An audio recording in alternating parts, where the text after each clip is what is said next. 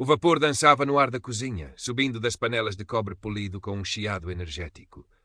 O cheiro arrefogado de cebola e alho misturava-se com o aroma mais exótico do gengibre fresco e do leite de coco, criando uma sinfonia olfativa que era a assinatura de David Almeida. Com os seus 38 anos, David movia-se no seu domínio, a cozinha do Raízes, o seu sonho recém-inaugurado nas entranhas vibrantes de Alfama, em Lisboa. Com uma graça que desmentia o seu tamanho. Ele era um homem grande, um homem negro e obeso, uma montanha de paixão e talento culinário. As suas mãos, largas e fortes, picavam coentros com a precisão de um cirurgião, enquanto os seus olhos, normalmente vivos e risonhos, estavam agora concentrados, focados no ponto exato de cozedura do caril de amendoim que borbulhava suavemente. "Inês, prova isto", disse ele, a sua voz um barítono quente que preenchia o espaço. Inês Silva, sua sous-chefe, uma jovem brasileira de energia contagiante e lealdade feroz, aproximou-se com uma colher. Os seus olhos brilharam ao provar. "Chefe, está divino." A avó ficaria orgulhosa.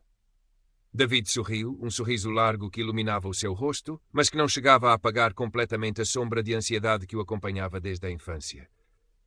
A avó, a matriarca cabo-verdiana que lhe ensinara os segredos dos temperos e o amor pela comida que une as pessoas, era a sua inspiração. Mas o mundo fora da cozinha da avó nem sempre fora tão acolhedor. Lembrou-se por um instante fugaz do olhar desdenhoso do chefe francês numa escola de culinária de renome em Paris, anos antes. A cozinha de topo exige disciplina, Monsieur Almeida. Disciplina física, dissera ele, os seus olhos a percorrerem o corpo de David com uma frieza cortante. A rejeição, mascarada de preocupação, doera como uma faca. Não era a primeira vez, nem seria a última, que o seu corpo e a sua cor pareciam falar mais alto que o seu talento. Mas o Raízes era a sua resposta. Um restaurante onde a alma contava tanto quanto a técnica, onde os sabores da sua herança africana se encontravam com a tradição portuguesa numa dança ousada e deliciosa. E Lisboa, apesar de tudo, estava a responder.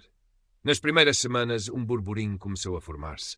Clientes saíam com sorrisos rasgados, partilhando fotos nas redes sociais, falando de uma experiência e não apenas de uma refeição.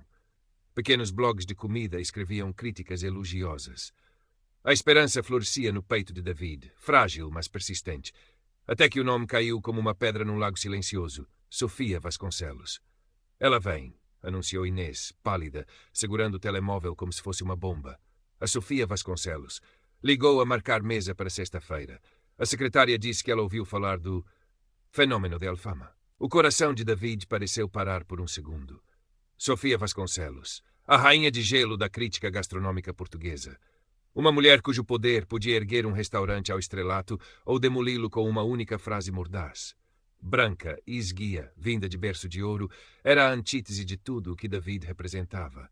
Era conhecida pela sua obsessão com a estética e a pureza, palavras que na sua boca muitas vezes soavam como códigos para elitismo e preconceito. Ela nunca o dissera abertamente, mas as suas críticas a chefes que não se encaixavam no molde europeu, magro e branco, eram notoriamente mais frias, mais condescendentes. E a sua cruzada pública pela alimentação limpa e contra qualquer tipo de excesso era lendária. Para Sofia, um chefe como David era provavelmente uma aberração, uma contradição ambulante. "Sexta-feira", repetiu David, sentindo um nó a apertar-se no estômago. O suor, antes fruto do calor da cozinha, agora era frio. A sombra da ansiedade voltou, maior, mais escura. Aquele não era apenas mais um cliente, era o seu maior medo e a sua maior oportunidade, tudo numa só pessoa. O Raízes ia ser julgado, e ele sabia, com uma certeza amarga, que o julgamento iria muito além da comida no prato. Os dias que antecederam a visita de Sofia foram um borrão de tensão e preparação febril. David mal dormia, repassando cada detalhe do menu, cada passo da coreografia da cozinha. Reviveu cada microagressão, cada olhar de soslaio, cada porta fechada. A voz do chefe francês ecoava nos seus ouvidos, misturando-se com a voz imaginada, fria e cortante de Sofia. Sentia o peso do seu corpo de uma forma que não sentia há muito tempo, como se fosse uma armadura pesada e desconfortável. "Chefe, respira", dizia Inês, percebendo a sua angústia. "A comida é fantástica, é isso que importa." David tentava acreditar nela.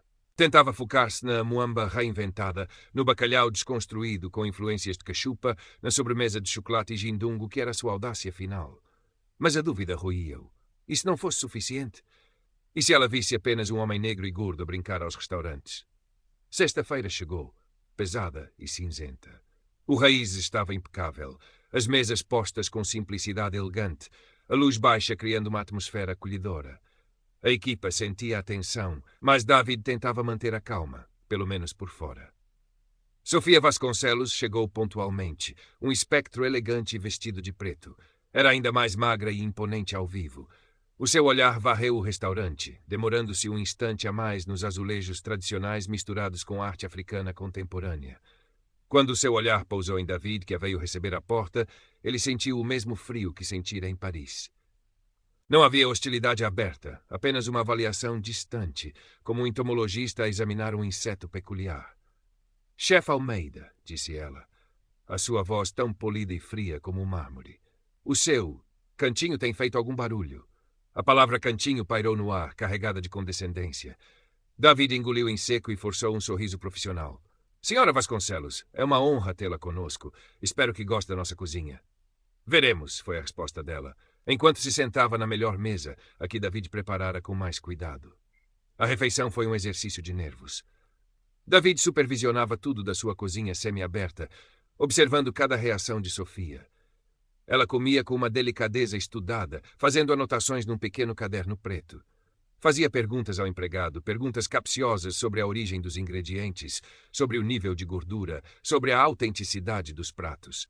Cada prato que saía era uma prece silenciosa de David. Ele cozinhava com toda a sua alma, tentando desesperadamente que a comida falasse por ele, que gritasse mais alto que os preconceitos que ele sentia emanar daquela figura esguia. Quando ela finalmente se levantou para sair, o seu rosto era indecifrável. Interessante, chefe. Uma abordagem robusta, disse ela, a palavra robusta a soar quase como um insulto. Aguarde a minha crítica. E saiu, deixando um rasto de perfume caro e um silêncio pesado na sala. David sentou-se pesadamente numa cadeira, o avental subitamente apertado. Inês colocou-lhe uma mão no ombro. Correu bem, chefe. A comida estava perfeita. Mas David não conseguia sentir-se otimista. Conhecia aquele tipo de interessante. Conhecia aquele tipo de robusto. Era a linguagem da rejeição educada. A linguagem daqueles que não conseguiam ver para além da superfície. A crítica saiu online 3 dias depois na mais prestigiada revista de lifestyle do país. O título era Raízes, Força Bruta ou Finesse Descontrolada. David leu-a no seu telemóvel, na quietude da cozinha antes da abertura, o seu coração a bater descompassado. Sofia era ardilosa. Começava por elogiar a inquestionável competência técnica de David, mas depois vinha o veneno. Falava de uma agressividade nos sabores que roçava a vulgaridade. Criticava a falta de leveza, a ausência de um toque de refinamento. Descrevia os pratos como excessivos, demasiado generosos, pesados. E na estocada final, insinuava que a experiência, embora potente, carecia da elegância e da disciplina que se esperam da alta cozinha. Nunca mencionou o peso de David, nunca mencionou a sua cor, não precisava.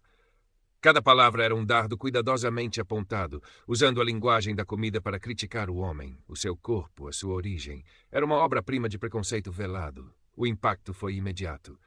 As reservas caíram a pique, o telefone ficou silencioso. O burburinho transformou-se num sussurro de dúvida. David sentiu-se como se tivesse sido esmurrado. A raiva subiu-lhe à garganta, quente e amarga, mas foi rapidamente seguida por uma onda de desespero e daquela velha e familiar sensação de inadequação. Talvez ela tivesse razão. Talvez ele fosse apenas um cozinheiro gordo e negro que não pertencia àquele mundo. Foi Inês quem o arrancou da escuridão. Não, chefe, não vai deixar que ela ganhe. Isto não é sobre a comida, é sobre ela, sobre os preconceitos dela. A sua voz era feroz. Temos de lutar. Até o Sr. Valério, seu senhorio, um lisboeta de gema, com os seus 70 anos e ar carrancudo, apareceu. Oh, David, li o que aquela senhora escreveu. Não percebo nada de finesse, mas sei o que é bom, e a tua comida é boa que se farta. Manda essa gente dar uma curva. O apoio improvável aqueceu o coração de David. Naquela noite, enquanto Ricardo Mendes, o chefe branco e esbelto, cujo restaurante tecnicamente perfeito, mas sem alma, recebera uma crítica extasiada de Sofia na mesma edição, celebrava, David tomou uma decisão. Não ia deixar que Sofia Vasconcelos o definisse. Não ia deixar que ela o apagasse. Inês, disse ele, os seus olhos a recuperarem um pouco do brilho, Vamos fazer barulho, vamos fazer o nosso próprio julgamento, vamos organizar uma noite especial, cozinha de verdade. Sem filtros, sem preconceitos. Cozinha aberta. Vamos convidar toda a gente, blogueiros, jornalistas, clientes, até os curiosos, e vamos mostrar-lhes o que são raízes. A ideia era arriscada, mas era a única forma. Usaram as redes sociais, o passa-a-palavra.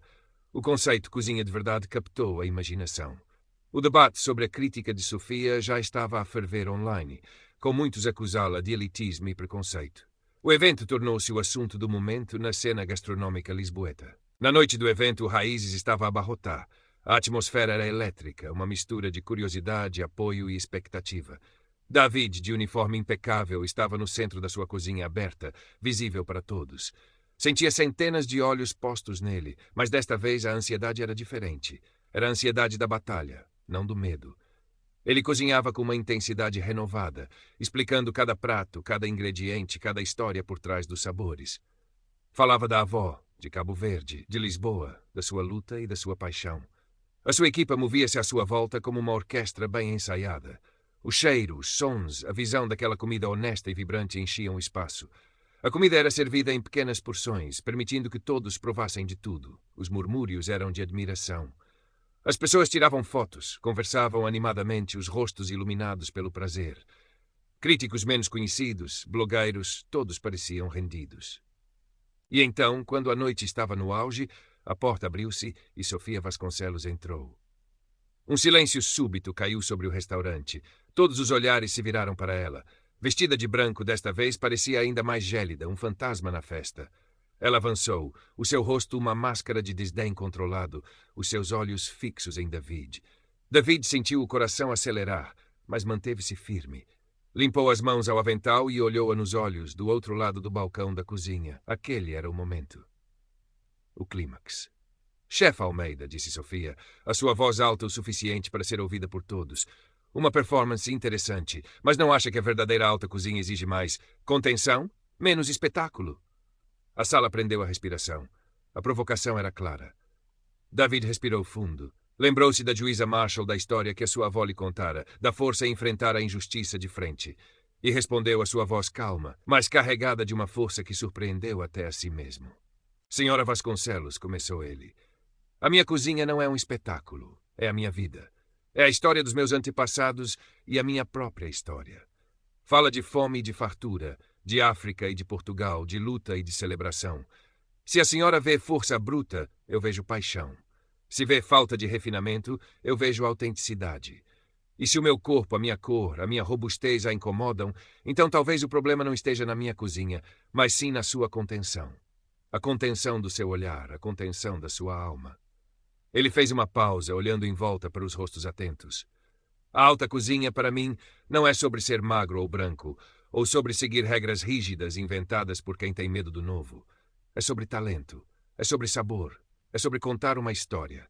E esta, disse ele, gesticulando para a sua cozinha, para a sua equipa, para a comida, é a minha história. E tem tanto direito a ser contada e celebrada como qualquer outra. Um murmúrio de aprovação percorreu a sala. Sofia Vasconcelos, pela primeira vez, pareceu vacilar. O seu rosto contraiu-se numa expressão de raiva mal disfarçada. Antes que ela pudesse responder, Inês aproximou-se dela, segurando um pequeno prato. A senhora Vasconcelos talvez queira provar isto, disse Inês, a sua voz doce mas firme. É a receita da avó do chefe. Chama-se humildade. No prato havia uma pequena porção de cachupa rica, simples, perfumada, a comida que alimentara gerações.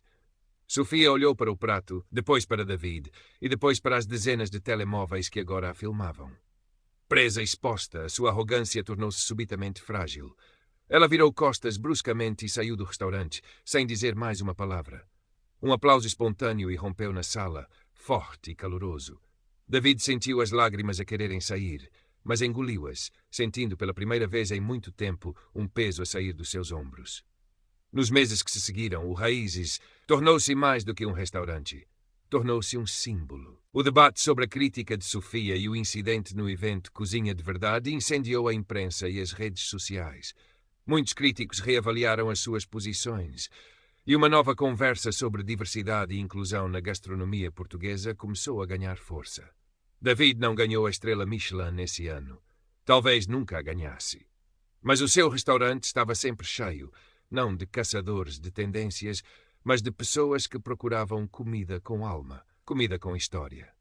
Ganhou o respeito dos seus pares, o carinho do público e, o mais importante, recuperou a sua própria voz, a sua própria confiança. Aprendeu que o seu valor não era medido por estrelas ou pela aprovação de pessoas como Sofia, mas pela integridade do seu trabalho e pela força do seu espírito. Sofia Vasconcelos continuou a ser uma figura influente, mas o seu brilho diminuiu. O seu nome ficou manchado pela arrogância e pelo preconceito exposto. Teria de encontrar novos alvos, novas formas de exercer o seu poder, mas algo mudara. Uma pequena fenda aparecera na sua fachada de mármore. Numa tarde soalheira de Lisboa, David estava na sua cozinha, agora mais ampla, depois de uma pequena remodelação. O cheiro a moqueca perfumava o ar. Inês estava ao seu lado e eles riam enquanto experimentavam uma nova combinação de sabores. Ele olhou para o seu reflexo no aço inoxidável polido, um homem grande, negro, obeso. Mas agora via apenas um chefe orgulhoso da sua pele, do seu corpo, das suas raízes. A luta não acabara, sabia-o bem. O preconceito era uma erva daninha persistente, mas ele estava de pé, firme, na sua cozinha, na sua cidade, no seu lugar. E isso, pensou ele enquanto provava a moqueca com um sorriso, era um começo. Era um delicioso começo.